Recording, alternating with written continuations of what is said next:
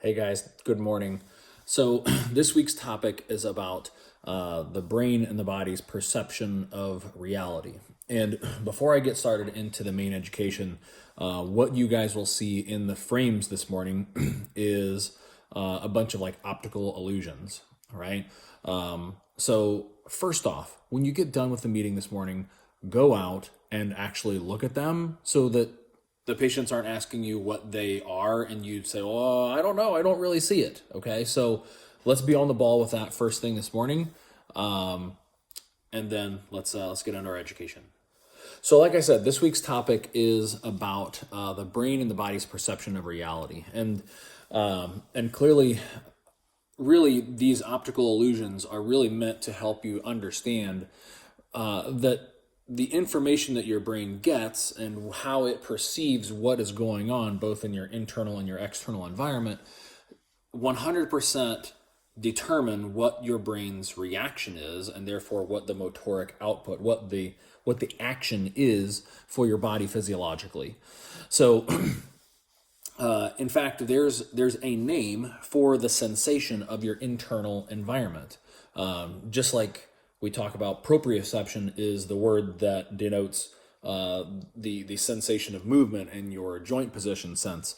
The word for sensing your internal environment is called interoception, right?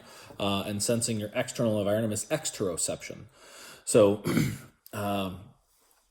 so I want to show you this chart right here. So this kind of breaks down what interoception involves, right? And as you can see, it comes from a lot of different areas of your body, right? But what are you mostly seeing?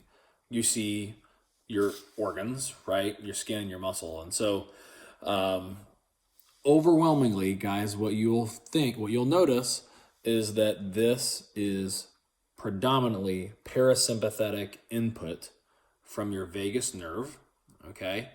And what do we know increases parasympathetic integration? A chiropractic adjustment, right? Exactly. So I want to delve into this just a little bit deeper, all right, so that you guys can see where this is localized in the brain, right? Because we talk about the pathways that fire together, wire together, right? That's a simple staple in neurology. We also know that the things that fire together and wire together typically live next door to one another as well, okay? That's like the spatial summation part that we talked about several weeks back. So look at this thin orange slice right there, all right, kind of right near the outside. That is your insular cortex. That is where interoception is integrated in your brain, okay? And look what it's next door to. The red area is your frontal lobe, right, which we've talked about several times, is your decision making, right? That's all of your executive function. The yellow area next door is your temporal lobe, right? That's your temporal lobe is the way you hear, the way you remember, the way you associate names and places and sounds and smells and all that sort of thing. Right next door is that pink area. That's your lentiform nucleus. So that's part of your basal ganglia, and that regulates smooth movement. Right, it's kind of similar to your cerebellum. And then that kind of kidney bean shape, just next door to that, is your caudate. The caudate nucleus is where your emotions are. All right, and so let's look at this from the point of autism. I know Cody touched on this a little bit last week.